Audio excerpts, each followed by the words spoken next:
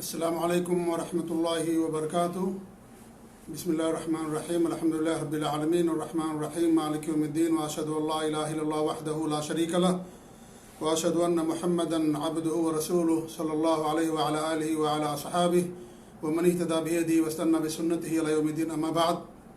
معزز ناظرین و مشاہدین، کل یہ بات آپ کے سامنے رکھی گئی تھی کہ جو حالات ہیں، ان حالات میں گھر کے اندر بھی نماز عید ادا کی جائے گی، اور قدر تفصیل کے ساتھ میں نے مسئلے کی آپ کے سامنے وضاحت کی تھی، اور آخر میں میں نے بات کہی تھی کل انشاءاللہ گھر کے اندر صلاۃ عید کیسے ادا کی جائے گی یہ طریقہ میں آپ لوگوں کے سامنے بیان کروں گا۔ تو آج وہ سوال لے کر کے حاضر ہوا ہوں، اور آج کا سوال ہے کہ گھر میں صلاۃ عید کس طرح ادا کی جائے گی۔ تو اس کا جواب یہ ہے کہ گھر کے اندر بھی صلاۃ عید ادا کرنے کا طریقہ وہی ہے جو عیدگاہ کے اندر ہے یا جو باہر مسجد کے اندر ہے، اور اس کا طریقہ یہ ہے کہ عید کی نماز کا وقت سورج کے طلوع ہونے کے بعد سے شروع ہو جاتا ہے، اور جب سورج طلوع ہونے کے بعد تقریباً 20 منٹ گزر جائیں موجودہ یعنی وقت کے مطابق آسانی سے بات کو سمجھنے کے لیے، تو پھر عید کی نماز کا وقت شروع ہو جاتا ہے۔ حدیثوں کے اندر جو کہا گیا ہے کہ اللہ کے رسول صلی اللہ علیہ وسلم نے سورج نکلتے وقت نماز پڑھنے سے منع کیا ہے، سورج ڈوب رہا ہو تب منع کیا ہے، کھڑی دوپہر ہو تب منع کیا ہے۔ اس لیے سورج نکلنے کے تقریباً 20 منٹ کے بعد سے عید کی نماز کا وقت شروع ہو جاتا ہے۔ جب سورج نیزے کے برابر ہو جائے، اور سورج نیزے کے برابر اس وقت ہو جاتا ہے جب تقریباً 15 سے 20 منٹ یا اس کے آس پاس کا وقت گزرتا ہے، تو پھر وہ نماز کا وقت شروع ہو جاتا ہے۔ دوسری بات یہ ہے کہ نماز عید سے پہلے نہ کوئی سنت ہے اور نہ ہی کوئی نفل ہے۔ ابن عباس رضی اللہ عنہما فرماتے ہیں کہ اللہ کے رسول صلی اللہ علیہ وسلم عید الفطر کے دن نکلے، آپ نے 2 رکعت پڑھائی، اس سے پہلے اور اس کے بعد آپ نے کوئی صلاۃ نہیں پڑھی، اور بلال رضی اللہ تعالیٰ عنہ آپ صلی اللہ علیہ وسلم کے ساتھ تھے۔ یہ صحیح بخاری اور صحیح مسلم کی روایت ہے۔ اس طریقے سے عمر بن شعیب نبی ہم جدہی فرماتے ہیں کہ اللہ کے رسول صلی اللہ علیہ وسلم نے عید کی نماز میں 12 تکبیریں کہیں، پہلی رکعت میں 7 اور دوسری میں 5، وَلَمْ يُصَلِّ قَبْلَهَا وَلَا بَعْدَهَا، اور آپ نے عید کی نماز سے پہلے کوئی نماز نہیں پڑھی اور نہ ہی اس کے بعد عیدگاہ کے اندر کوئی نماز پڑھی۔ یہ ابو داؤد کی صحیح روایت ہے۔ تو اس سے معلوم ہوا کہ عید کی نماز سے پہلے کوئی نفل نہیں ہے۔ ہاں، اگر عید کی نماز مسجد کے اندر ادا کی جا رہی ہو اور آدمی عید کی نماز پڑھنے سے پہلے وہاں پہنچ جائے تو اس کو 2 رکعت نماز تحیۃ المسجد کے طور پر پڑھنا ہے۔ لیکن اگر عید کی نماز عیدگاہ میں ہو رہی ہو تو عیدگاہ کے اندر بھی کوئی نماز نہیں پڑھی جائے گی عید کی 2 رکعت نماز کے علاوہ۔ تیسری بات یہ ہے کہ نماز عید کے لیے، چاہے عید کی نماز ہو یا بقرعید کی، نہ اس کے لیے اذان ہے اور نہ ہی اقامت ہے۔ جابر بن سمرہ رضی اللہ عنہ فرماتے ہیں کہ میں نے نبی اکرم صلی اللہ علیہ وسلم کے ساتھ بلا اذان اور اقامت کئی مرتبہ صلاۃ عیدین پڑھی، ہے صحیح مسلم کی روایت ہے۔ اس طریقے سے ابن عباس اور ابن عمر رضی اللہ تعالیٰ عنہ فرماتے ہیں عید الفطر اور عید الاضحیٰ میں اذان نہیں دی جاتی تھی، صحیح بخاری اور صحیح مسلم کی روایت ہے۔ تو اس سے معلوم ہوا کہ نماز عیدین کے لیے کوئی اذان اور کوئی اقامت نہیں ہے۔ اذان اور اقامت فرض نمازوں کے ساتھ خاص ہے، باقی اور نمازوں کے لیے اذان نہ دی جاتی ہے اور نہ ہی اقامت کہی جاتی ہے۔ پانچویں بات یہ ہے یا چوتھی بات کہ صلاۃ عیدین 2 رکعت ہے۔ عمر بن خطاب رضی اللہ عنہ فرماتے ہیں کہ صلاۃ سفر 2 رکعت ہے، صلاۃ عید الاضحیٰ 2 رکعت ہے، صلاۃ عید الفطر 2 رکعت ہے، صلاۃ جمعہ 2 رکعت ہے، سفر کی 2 رکعت ہے، مکمل ہے، قصر نہیں۔ نبی کریم صلی اللہ علیہ وسلم کے فرمان کے مطابق یہ سنن نسائی کی روایت ہے، ابن ماجہ کی روایت ہے، اور امام البانی رحمۃ اللہ علیہ نے اس کو صحیح قرار دیا ہے، اور دیگر علماء نے۔ تو اس سے معلوم ہوا کہ عید کی نماز، بقرعید کی نماز 2 ہی رکعت ہے، اس سے زیادہ نہیں ہے۔ اس کا طریقہ کیا ہے؟ اس کا طریقہ یہ ہے کہ پہلی رکعت کے اندر 7 تکبیریں کہی جائیں گی، اور دوسری رکعت کے اندر 5 تکبیریں کہی جائیں گی۔ اللہ کے رسول صلی اللہ علیہ وسلم کے ارشاد ہے عید الفطر میں پہلی رکعت میں 7 اور دوسری میں 5 تکبیریں ہیں، اور قرات دونوں تکبیروں کے بعد ہے، یہ ابو داؤد کی روایت ہے، ترمذی کی روایت ہے، اور امام البانی رحمۃ اللہ علیہ نے اس کو حسن اور کسی کو صحیح قرار دیا ہے۔ پہلی رکعت کے اندر 7 تکبیریں اور دوسری رکعت کے اندر 5 تکبیریں۔ 7 تکبیریں کی دلیل میں نے آپ لوگوں کے سامنے پیش کی۔ اس طریقے سے اور بھی بہت ساری روایت ہیں، انہی میں سے حضرت عائشہ رضی اللہ تعالیٰ عنہ فرماتی ہیں کان نبی صلی اللہ علیہ وسلم یکبر فی الفطر والاضحیٰ فی الاولی 7 تکبیرات وفی الثانیہ 5 تکبیرات، کہ نبی صلی اللہ علیہ وسلم عید الفطر میں اور عید الاضحیٰ میں پہلی رکعت کے اندر 7 تکبیریں اور دوسری رکعت کے اندر 5 تکبیریں کہتے تھے۔ یہ بھی حضرت عائشہ رضی اللہ تعالیٰ عنہ سے صحیح سند کے ساتھ ثابت روایت ہے، اور بعض روایتوں کے اندر اتنا اضافہ انہوں نے کیا ہے، یہ اتنا اضافہ ہے کہ سوا تکبیرتِ الرکوع، رکوع میں جانے کی جو تکبیر کہی جاتی تھی ان کو چھوڑ کر کے عائشہ رضی اللہ تعالیٰ عنہ نے بیان فرمایا، کیونکہ عورتیں بھی نماز پڑھنے کے لیے جاتی تھیں، اور ہمارے نبی صلی اللہ علیہ وسلم نے باقاعدہ عورتوں کو بھی حکم دیا ہے کہ وہ نماز کے لیے نکلیں، کوئی گھر کے اندر نہ رہے۔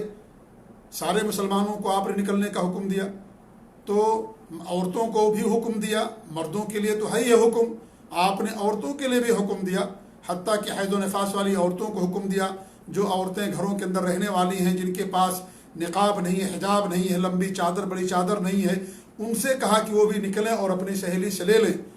تو ازواج مطہرات بھی اور تمام خواتین صحابہ سب کے سب جاتی تھیں صحابیات نماز پڑھنے کے لیے عید الفطر اور عید الاضحیٰ۔ تو اس طریقے سے انہوں نے عائشہ رضی اللہ تعالیٰ عنہ نے ہمارے نبی صلی اللہ علیہ وسلم کا عمل بیان کیا۔ اس طریقے سے عمر بن عوف المزنی فرماتے ہیں کہ ان نبی صلی اللہ علیہ وسلم کبر فی العیدین فی الاولی 7 قبل القراء وفی الآخرۃ 5 قبل القراء۔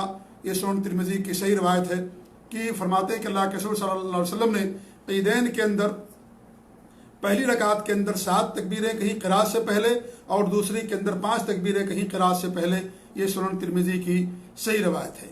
اس طریقے سے عمر بن شعیب عن ابیہ عن جدہ کی روایت میں نے آپ کے سامنے پیش کی کہ انہوں نے بیان کیا ابو داؤد کی صحیح روایت کہ اللہ کے رسول صلی اللہ علیہ وسلم عید کے اندر 12 تکبیریں کہتے تھے، پہلی میں 7 اور دوسری میں 5، اور اس سے پہلے نہ کچھ نماز پڑھتے تھے، نہ عید کے بعد عیدگاہ کے اندر کوئی نماز پڑھتے تھے۔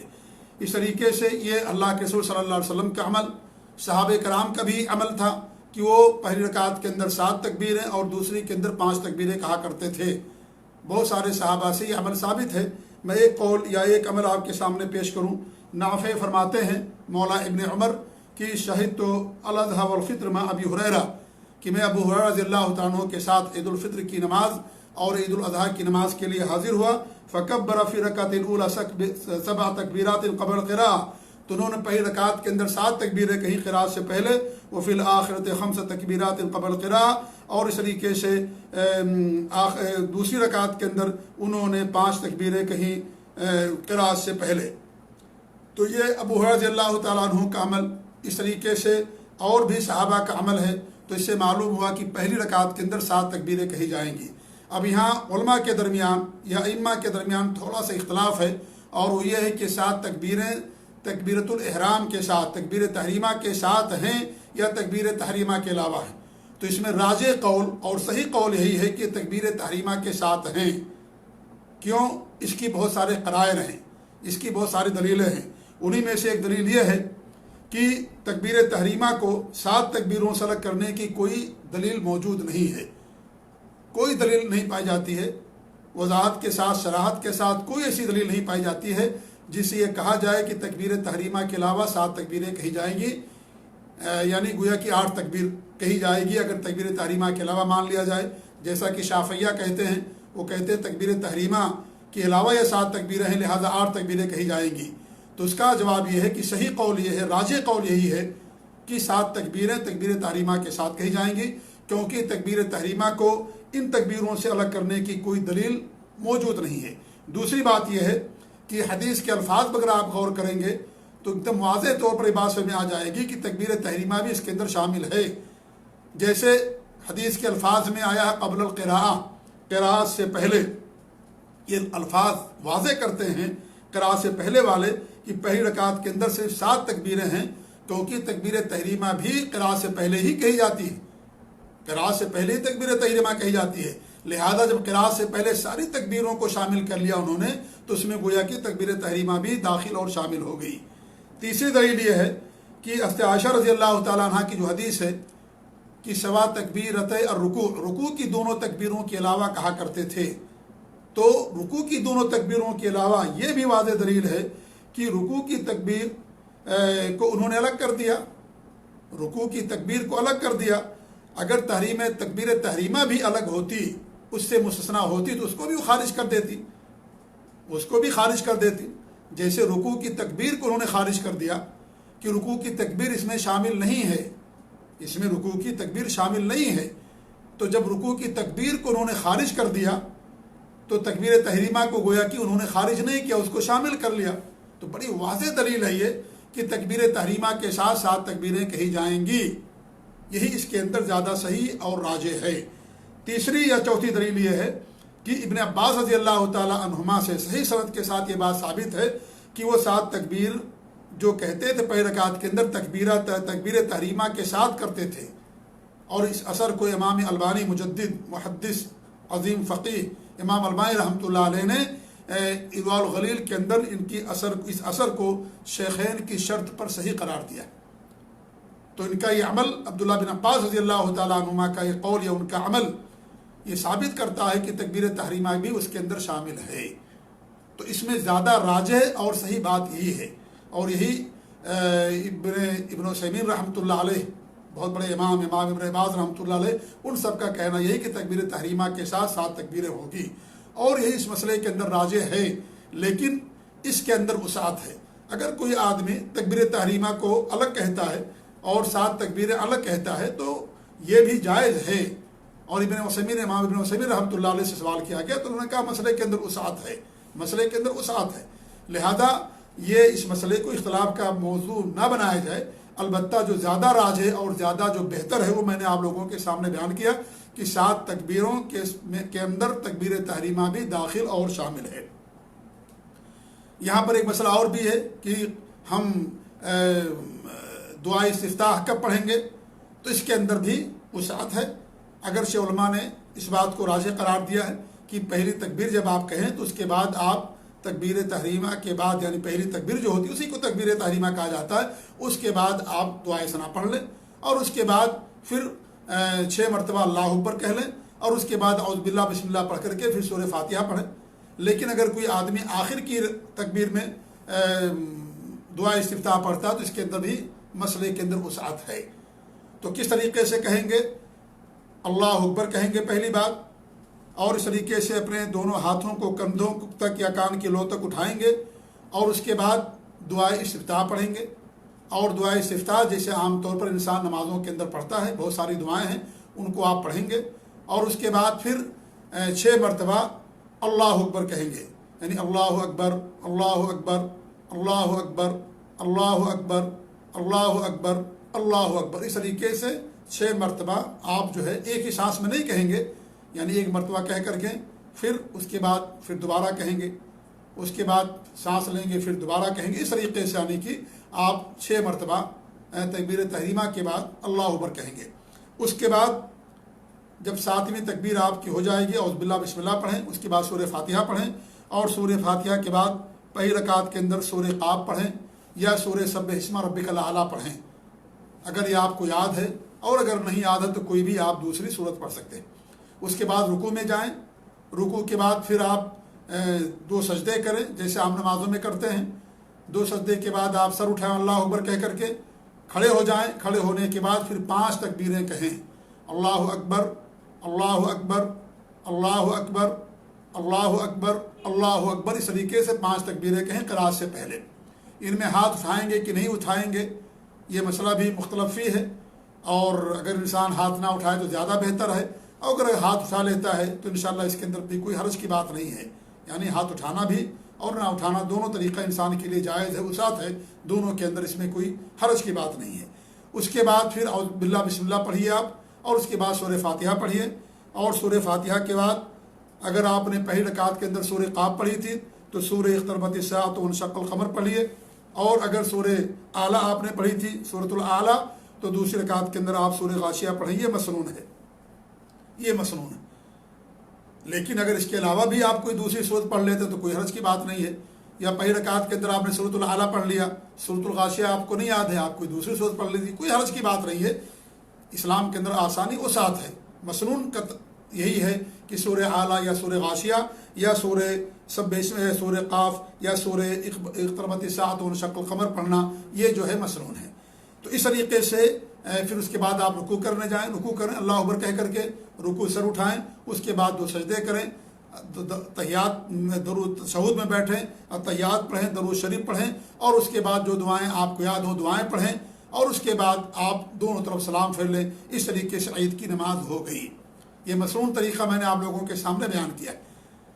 कुछ लोग क्या करते हैं कि यानी पहली रकात के अंदर 3 तकबीरें कहते हैं क़िराअत से पहले, और दूसरी रकात के अंदर क़िराअत के बाद 3 तकबीरें कहते हैं। तो इसके बारे में अर्ज़ कर दूं कि इस तरह की ये अमल हमारे नबी सल्लल्लाहु अलैहि वसल्लम की सुन्नत से साबित नहीं है। कोई ऐसी मरफू हदीस नहीं आती है आप सल्लल्लाहु अलैहि वसल्लम से कि आपने कभी इस तरीके से नमाज ईद पढ़ी हो। जितनी भी आपने क़िराअतें कही हैं वो क़िराअत से पहले कही हैं, जितनी भी तकबीरें आपने कही हैं।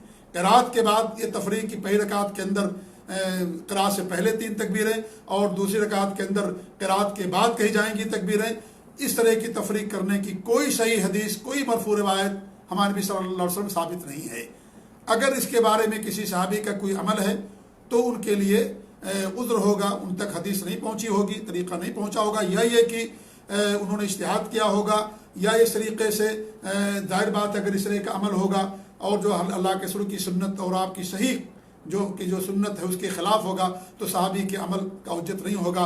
और फिर जो तमाम सहाबा थे वो सब के सब इसी तरीके से पढ़ते थे, कमोबेश तमाम सहाबे कराम, जो तरीक़ा मैंने आपके सामने बयान किया है, क्योंकि उन्हीं सहाबा ने हमारे नबी सल्लल्लाहु अलैहि वसल्लम के अमल को बयान किया है।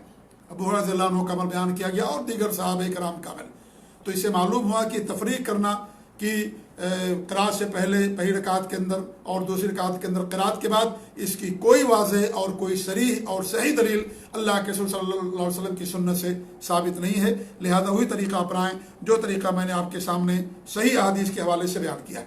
तो इस तरीके से इंसान की नमाज हो जाती है। एक बात और जिक्र करके अपनी बात ख़त्म करूँ, वो ये है कि अगर किसी आदमी ने, उसे नहीं मालूम था मान लीजिए तरीक़ा, और उसने जो 7 तकबीरें की बजाय एक ही तकबीर कही पहली रकात के अंदर और दूसरी रकात के अंदर भी कोई तकबीर उसने नहीं कही और नमाज 2 रकात पढ़ ली, जैसे आमतौर से सुन्नतें 2 रकात पढ़ी जाती हैं, उस तरीके से पढ़ लिया, तो उसकी ईद की भी नमाज अदा हो जाएगी।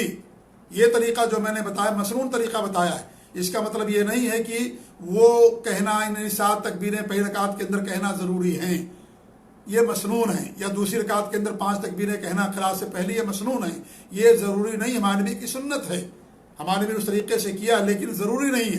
लिहाजा अगर कोई आदमी 7 तकबीरों के बजाय मान लीजिए एक ही तकबीर कह लेता है, या कम या ज़्यादा कह देता है, या तकबीर तहरीमा के साथ 8 कह लेता है, या मान लीजिए कि एक ही तकबीर कहता है पहली रकात के अंदर भी और दूसरी के अंदर भी क़िराअत से पहले खड़ा हुआ और कोई तकबीर नहीं किया, सूरह फातिहा पढ़ना शुरू कर दिया, तो उसकी भी नमाज ईद इंशाअल्लाह अदा हो जाएगी, उसकी भी नमाज ईद अदा हो जाएगी। मसनून तरीक़ा मैंने अकमल और अफजल और बेहतर तरीक़ा मैंने आपके सामने बयान किया।